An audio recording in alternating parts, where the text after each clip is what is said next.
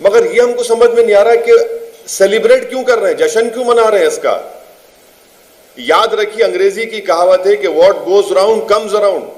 Wanted लोग हैं, helmet नहीं पहन के फिर रहे हैं, भेष नहीं बदलते अपना। जो हमारे शम्स साहब ने सवालात उठाए, भाई एक शम्स है, वो एक मामूली जर्नलिस्ट नहीं है, उसने ऐसे कई क्राइम्स को कवर किया है, बड़ी जिम्मेदारी से उन्होंने कहा इस बात को। तो ये हमारे सवाल है। आप मिट्टी में मिलाना चाह रहे तो भाई जेल में डाल के मिट्टी में मिलाओ ना उनको, कौन रोक रहा आपको? जब इतना सॉलिड एविडेंस आपके पास है, कम से कम सही तो लिख देते भाई। गाड़ी कैसा, मैं 5 फीट की ऐसी कौन सी गाड़ी है आपके पास जो 5 फीट गाड़ी चढ़ के आती है? में लोगों का यकीन कम होता है, संविधान में लोगों का यकीन कम होता है और संविधान के खिलाफ होता है और रूल ऑफ लॉ को कमजोर करते हैं। आप बजाय रूल ऑफ लॉ के सत्ता चलाएं, आप रूल ऑफ गन के तहत सत्ता चलाते हैं। तो मेरा एक कंसिस्टेंट स्टैंड रहा है, मैं एनकाउंटर्स के खिलाफ रहा हूं और बोलता रहा हूं। उसका रिकॉर्ड आप उस वक्त के आंध्र प्रदेश के असेंबली में आप देख भी सकते हैं। और फिर दूसरी बात यह है कि मेरे भाई के ऊपर जालिम लोगों ने 2011 या 12 में हमला किया था, उनकी जान लेने की कोशिश की और अकबरुद्दीन ओवैसी के ऊपर करीब 25 या 30 चाकू के वार किए गए थे और उनके जिस्म में कई गोलियां मारी गई थी। ये तो अल्लाह का करम था, जब अवाम की दुआएं थी, वो बच गए। और जब वो बच गए, आज भी अकबरुद्दीन ओवैसी की सेहत पहले की सी नहीं है। मैं अपने भाई को तकलीफ में देखता हूं आज भी। हफ्ते में कोई ऐसा दिन नहीं जाता जहां पर अकबरुद्दीन ओवैसी को अपने घर में बैठना पड़ता है, क्योंकि वो जो हमला उन पर किया गया था उसकी वजह से उनकी सेहत पहले की तरह नहीं रही।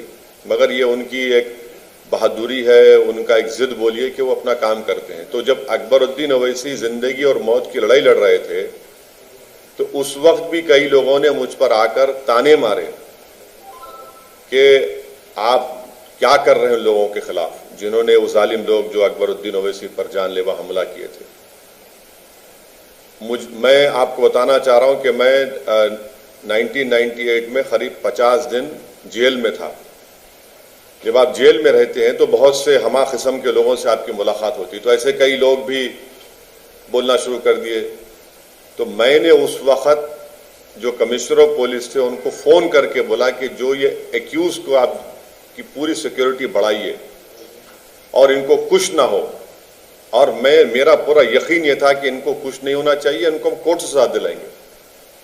अकबरुद्दीन ओवैसी के अगर आप वो वीडियो देखेंगे, उसमें एक शख्स उनको मारने जा रहा था, उसका वीडियो है और उसको टीम बनाई गई, एक इन्वेस्टिगेटिंग ऑफिसर बनाया गया और वो इन्वेस्टिगेटिंग ऑफिसर की टीम ने उन एक्यूज को सजा दिलवाई। बास को कोर्ट ने छोड़ दिया, हमको तकलीफ है कि कोर्ट ने छोड़ दिया।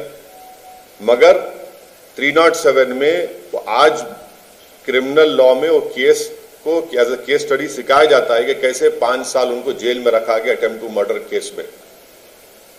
अब यहां पर आप देख लीजिए, यहां पर भी अगर आप बता रहे हैं, मीडिया बता रहा है, गवर्नमेंट से तो कोई नहीं कहा अभी तक, प्रशासन से, कि वो जो एक्यूज की फोटो है उसी की है। मगर फोटो दिखाया जा रहा है कि एक लड़का है गोरा सर का, उसके हाथ में वेपन है। जब आपके पास वीडियो एविडेंस है तो आप उसको सजा दिला सकते थे ना। हम आज भी पूछ रहे हैं कि क्या वो उसी लड़के की फोटो है जिसको एनकाउंटर में उसकी मौत हो गई? तो ये मेरा एक कंसिस्टेंट स्टैंड रहा है। अब मेरी गाड़ी पर गोलियां चलाई गई 1 साल पहले, तो क्या मैंने आपके सामने आकर कहा कि उनका भी एनकाउंटर कर दो? मैंने नहीं कहा इस बात को। मैंने कहा उनके पीछे कौन लोग हैं, उनके पीछे कौन सी आइडियोलॉजी है, उनके पीछे कौन सी सरकार उनको सपोर्ट कर रही है। और जब उन लड़कों को, एक्यूज को जो गाड़ी पर गोलियां चलाई, उनको बेल मिली, तो मैं सुप्रीम कोर्ट गया और सुप्रीम कोर्ट जाके उनकी बेल कैंसिल करवाया मैं। तो मेरा ये कंसिस्टेंट स्टैंड है। और आज मैं आपको बता रहा हूं कि जो हमारे शम्स साहब ने, आप मुझे माफ कर दीजिए क्योंकि किसी एक जर्नलिस्ट का नाम लेना मैं जानता हूं वो ठीक नहीं है, मगर मैं मजबूर हूं कि शम्स ताहिर खान ने जो जिस टीवी चैनल को काम करते हैं उन्होंने रिपोर्ट पेश की, उन्होंने एफआईआर नंबर 0076 का हवाला दिया जिसमें वो बता रहे हैं कि सरकार, पुलिस खुद लिख रही है उस एफआईआर 0076 में कि ये जो एनकाउंटर का साइट है जहां पर ये कच्चा रास्ता है और वहां पर आपके फैक्ट्री है, पावर फैक्ट्री है,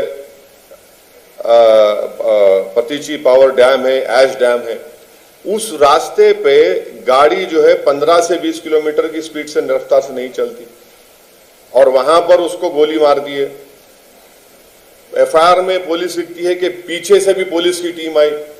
शम्स साहब बता रहे हैं कि भाई पीछे तो दीवार है, गाड़ी कैसे आएंगी, गाड़ी कैसे आएंगी? शम्स साहब कह रहे हैं, मैं नहीं कह रहा हूं। और वो आदमी को तजुर्बा है इन तमाम क्राइम्स के रिपोर्टिंग का। वो क्वेश्चन उठाए, मैं भी क्वेश्चन उन्हीं की बात को लेकर मैं क्वेश्चन उठा रहा हूं कि गाड़ी पीछे से कैसे आती है। अच्छा, दूसरी बात यह है कि 45 दिन से ये दोनों वांटेड थे।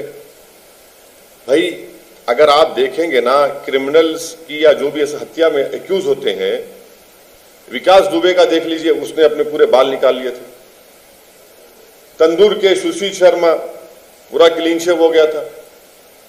गाड़ी पे नंबर प्लेट नहीं है और 45 दिन से इनको ढूंढा जा रहा है, क्योंकि उनका वीडियो दिखाया गया। फिर वही शम्स साहब बताते हैं कि गाड़ी की चाबी नहीं मिलती, गाड़ी को धोकर पुलिस स्टेशन लेकर चले जाते हैं।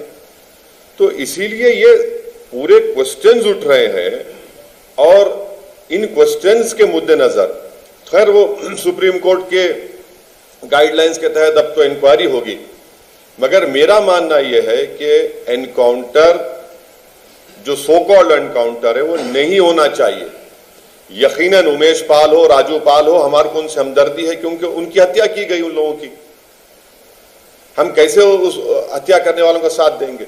मगर एक प्रोसेस है, कानून है, संविधान है, आप उस तरह सजा दिलाइए ना उनको। कौन रोक रहा है आपको? आप सजा दिलवाइए, उनको लाइफ दिलवाइए। आप जब आपके नहीं वीडियो है, आप वीडियो में बता रहे हैं ना, तो वीडियो को क्यों इस्तेमाल नहीं करते आप? तो ये हमारा मानना है और इसीलिए हम कह रहे हैं कि हम वायलेंस को कंडेम करते आए, हत्या को कंडेम करते आए। मगर ये जो हमारे शम्स साहब खुद पुलिस के एफआईआर से ये बता रहे हैं कि लोग अपना भेष भी नहीं बदलते, हाँ, और फिर उस रास्ते पर लेकर जाते हैं जहां पर गाड़ी 15 से 16 किलोमीटर तेज रफ्तार से चल नहीं सकती। एफआईआर में कहा जा रहा है कि पीछे से टीम आई, पर पीछे तो दीवार है, पीछे दीवार है। फिर ये क्या हुआ है? तो ये सवाल जो उन्होंने उठाए हैं ये बिल्कुल सही उन्होंने उठाए हैं और इसीलिए हम कह रहे हैं कि एनकाउंटर नहीं होना चाहिए। हम किसी माफिया डॉन की सपोर्ट नहीं कर रहे हैं, मगर हम एनकाउंटर के खिलाफ थे और एनकाउंटर सोकल एनकाउंटर्स के खिलाफ रहेंगे। एनकाउंटर से आप ये बता रहे हैं कि आपके पास इन्वेस्टिगेशन स्किल नहीं है, आप एनकाउंटर करके ये बता रहे हैं कि आपके पास सॉलिड एविडेंस नहीं है। अगर होता तो आप पकड़ते, सजा दिलाते उन लोगों को। सर योगी आदित्यनाथ का स्टेटमेंट है जहां पे उन्होंने कहा है कि मिट्टी में मिला देंगे और ऐसे माफिया को मैं आपसे एक ही सवाल कर रहा हूं। जो वीडियो में जो लड़के की फोटो दिखाई गई और जो लड़के को कल मारा गया, गवर्नमेंट ये बोल दे कि दोनों एक हैं, नंबर 1, दोनों एक हैं, वो फोटो और जो कल मारा एक है, बोल दे गवर्नमेंट। अब तक नहीं बोली गवर्नमेंट। जब वो एक है तो आपके लिए तो सॉलिड एविडेंस था ना। और फिर ये जो एफआईआर 0076 में आप कह रहे हैं कि पीछे से टीम आई, पीछे तो दीवार है, कैसे आती दीवार में? और फिर वो उसका चेसी नंबर भी मिटा दिया गया। वांटेड लोग हैं, हेलमेट नहीं पहन के फिर रहे हैं, भेष नहीं बदलते अपना।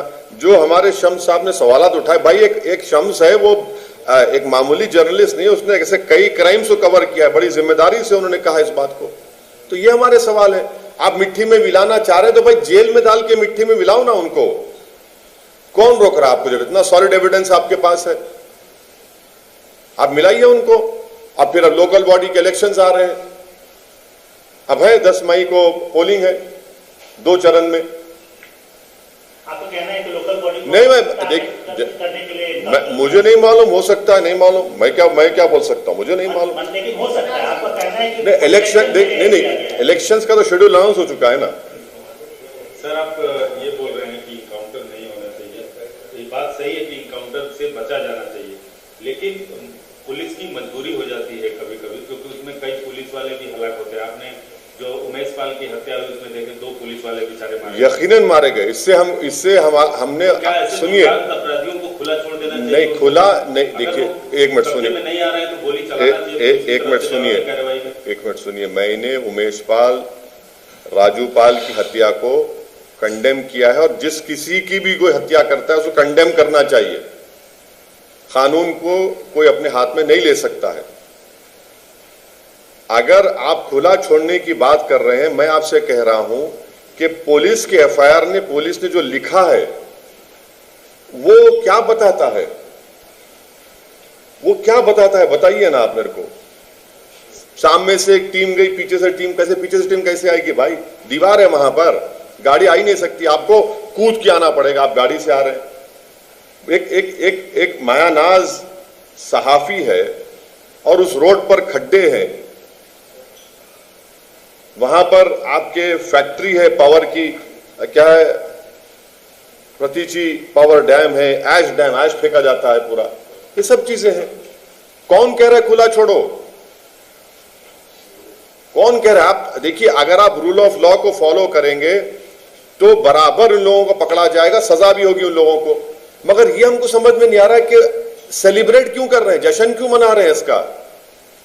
याद रखिए, अंग्रेजी की कहावत है कि what goes round comes around. Celebrate करने, भाई क्या एक आप त्योहार का माहौल बना रहे हैं, सेलिब्रेट कर रहे हैं उसको।